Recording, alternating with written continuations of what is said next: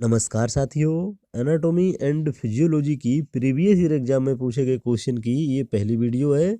साथियों वीडियो पूरा देखना क्योंकि वीडियो आपको आने वाले एग्जाम में बहुत ही हेल्प करेगी।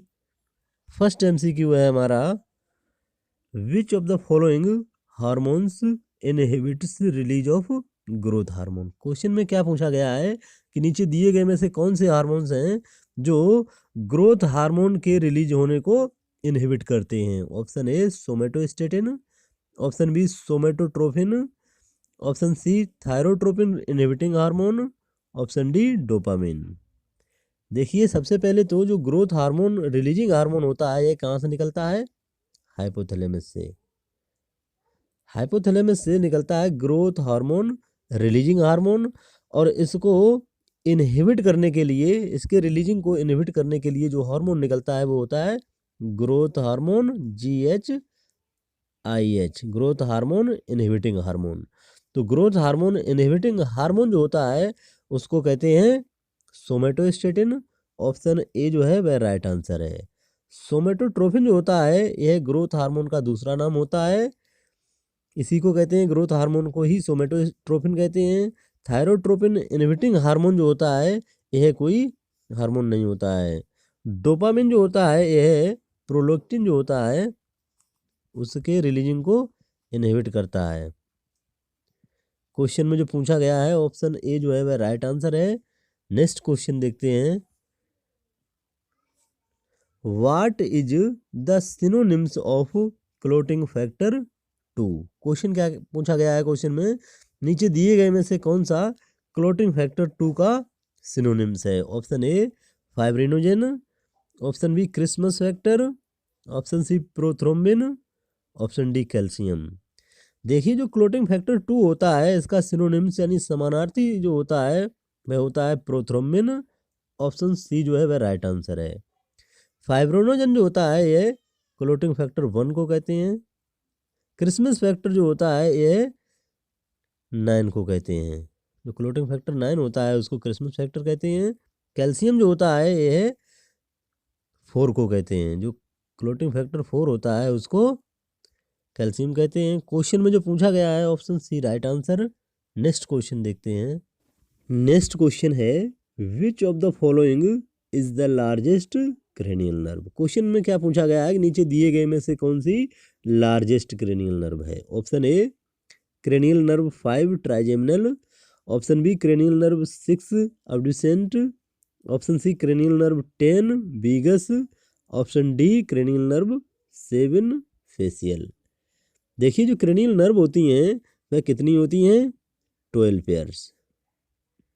और इसमें जो सबसे लार्जेस्ट होती है वह होती है ट्राइजेमिनल। ऑप्शन ए जो है वह राइट आंसर है। जो ट्राइजेमिनल होती है यह 5th क्रेनियल नर्व होती है और यह सबसे लार्जेस्ट क्रेनियल नर्व होती है। क्वेश्चन में 3 चीजें पूछी जाती हैं, एक लार्जेस्ट, एक लॉन्गेस्ट। जो लॉन्गेस्ट होती है वह होती है बीगस, जो ऑटोनॉमिक जो फंक्शन होता है उसमें इन्वॉल्व होती है। और एक स्मॉलेस्ट और पूछा जाता है क्रेनियल नर्व में, जो स्मॉलेस्ट होती है वह होती है 4th। जो 4th क्रेनियल नर्व होती है वह स्मॉलेस्ट होती है। लार्जेस्ट, लॉन्गेस्ट और स्मॉलेस्ट, ये 3 चीज़ें ध्यान रखने की ज़रूरत है। जो 4th होती है वह ट्रोक्लियर होती है, और जो ये सबसे स्मॉलेस्ट होती है लॉन्गेस्ट में बीगस आ जाती है जो ऑटोनॉमिक फंक्शन के लिए इन्वॉल्व होती है, और लार्जेस्ट में क्रेनियल नर्व 5th जो होती है वह ट्राइजेमिनल लार्जेस्ट होती है। क्वेश्चन में पूछा गया है option A right answer. Next question देखते हैं। नेक्स्ट क्वेश्चन है, carpometacarpal joint is an example of which of the following types of joint. Question में क्या पूछा गया है कि जो कार्पो मेटाकार्पल जॉइंट होता है वह नीचे दिए गए में से किस प्रकार के जॉइंट का उदाहरण होता है। Option A saddle, option B hinge, option C ball and socket, option D pivot. देखिए जो मेटाकार्पल और कार्पो मेटाकार्पल जॉइंट जो होता है वह होता है सैडल जॉइंट। ऑप्शन ए जो है वह राइट आंसर है। इसमें क्या होता है, कार्पल बोन और मेटाकार्पल बोन का जॉइंट जो होता है इसमें एक सरफेस कॉनकेव होती है, दूसरी सरफेस कॉन्वेक्स होती है और एक दूसरे में फिट होती हैं। जैसे कार्पो मेटाकार्पल रिस्ट में होता है वह सैडल का उदाहरण है। और ऐसे ही जो एंकल होता है उसमें टार्सो मेटाटार्सल का जॉइंट होता है। हिंग जॉइंट जो होता है यह मूवमेंट को अलाउ करता है वन डायरेक्शन में अलाउ करता है, जैसे एल्बो और knee joint. Ball and socket joint जो होता है यह मल्टीपल डायरेक्शन में मूवमेंट को अलाउ करता है, इसमें जैसे शोल्डर जॉइंट और हिप जॉइंट, ये बॉल एंड सॉकेट के उदाहरण हैं।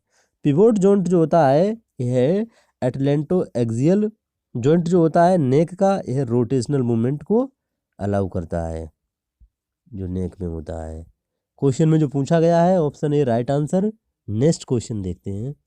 नेक्स्ट क्वेश्चन है the elbow is an example of a joint. Question में क्या पूछा गया है कि जो एल्बो होती है वह किस प्रकार के जॉइंट का उदाहरण है। Option A pivot, option B condyloid, option C planar, option D hinge. देखिए जो एल्बो होती है यह मूवमेंट को अलाउ करती है वन डायरेक्शन में। एल्बो और नी जो होती हैं यह दोनों उदाहरण होती हैं किसका, हिंग जॉइंट का, जो एक्सटेंशन और फ्लेक्शन का मूवमेंट करती हैं। तो ऑप्शन डी जो है वह राइट आंसर है। कॉन्डलोइड और प्लेनर जो होते हैं यह इनका एग्जाम्पल होती है रिस्ट। पिवोट जॉइंट जो होता है इसका एग्जाम्पल जो होती है नेक, जो एटलेंटो एक्सियल जॉइंट होता है जो रोटेशनल मूवमेंट अलाउ करता है। क्वेश्चन में जो पूछा गया है option D right answer. Next question देखते हैं। नेक्स्ट क्वेश्चन है which of the following layers of the adrenal gland secrets glucocorticoid. Question में क्या पूछा गया है कि नीचे दिए गए में से कौन सी एड्रिनल ग्लैंड की लेयर है जो ग्लूकोकोर्टिकोइड का सीक्रेशन करती है। Option A adrenal medulla, option B zona glomerulosa, option C zona fasciculata, option D zona reticularis. देखिए जो एड्रिनल ग्लैंड होती है यह किडनी के ऊपर पाई जाती है। इसमें दो मेन पार्ट होते हैं, एक एड्रिनल मेडुला और एक एड्रिनल कॉर्टेक्स। जो एड्रिनल कॉर्टेक्स होता है आउटर पार्ट होता है एड्रिनल ग्लैंड का। एड्रिनल मेडुला जो होता है यह इनर पार्ट होता है। तो एड्रिनल मेडुला जो होती है यह कैटाकोलामाइन हार्मोन जो होते हैं वो सीक्रेट करती है। एड्रिनल कॉर्टेक्स जो होती है इसकी 3 लेयर जो होती हैं वे अलग अलग हार्मोन सीक्रेट करती हैं। जोना ग्लोमेरुलोसा जो होती है यह मिनरलोकॉर्टिकोइड सीक्रेट करती है, और जोना फेसिकुलेटा जो होती है यह ग्लूकोकोर्टिकोइड सीक्रेट करती है जो क्वेश्चन में पूछा गया है। जोना रेटिकुलारिस जो होती है वह एंड्रोजन सीक्रेशन करती है। ग्लूकोकोर्टिकोइड किसके द्वारा सीक्रेट होता है, जोना फेसिकुलेटा। तो ऑप्शन सी जो है वह राइट आंसर है। नेक्स्ट क्वेश्चन देखते हैं। नेक्स्ट क्वेश्चन है which of the following part of the brain controls body temperature. Question में क्या पूछा गया है कि नीचे दिए गए में से कौन सा पार्ट है ब्रेन का जो बॉडी टेम्परेचर कंट्रोल करता है। Option A amygdala, option B pons, option C hypothalamus, option D hippocampus. देखिए जो बॉडी के टेम्परेचर को कंट्रोल करता है वह होता है हाइपोथैलेमस। ऑप्शन सी जो है वह राइट आंसर है। हाइपोथैलेमस ब्रेन का बहुत ही इंपॉर्टेंट पार्ट होता है। यह बॉडी टेम्परेचर के साथ बहुत से रिलीजिंग हार्मोन भी सीक्रेट करता है। ये कहाँ पर पाया जाता है, थैलेमस के नीचे, और जो ब्रेन स्टेम होता है उससे एबव ऊपर पाया जाता है। इसका जो बॉडी टेम्परेचर को कंट्रोल करने का काम होता है इस प्रोसेस को कहते हैं थर्मो रेगुलेशन। हिप्पोकैम्पस जो होता है इसका काम होता है मेमोरी फॉर्मेशन के लिए, और जो पोन्स होता है यह ब्रीथिंग में हेल्प करता है और स्लीप को रेगुलेट करता है। जो स्लीप होती है उसको रेगुलेट करता है। अमाइगडाला जो होता है यह रिस्पॉन्सिबल होता है फियर और इमोशन के लिए। जो फियर और इमोशन का काम होता है वह अमाइगडाला का होता है। क्वेश्चन में जो पूछा गया है option C right answer. Next question देखते हैं। नेक्स्ट क्वेश्चन है the expanded ends of a long bone are called. Question क्या कह रहा है कि जो एक्सपेंडेड एंड होता है लॉन्ग बोन का क्या कहलाता है। Option A epicondyle, option B epiphysis, option C tubercles, option D diaphysis. देखिए जो एक्सपेंडेड एंड होता है जो लॉन्ग बोन होती हैं उनमें 3 मेन पार्ट होते हैं। एक होता है एपीफाइसिस, दूसरा होता है डाईफाइसिस और तीसरा होता है मेटाफाइसिस।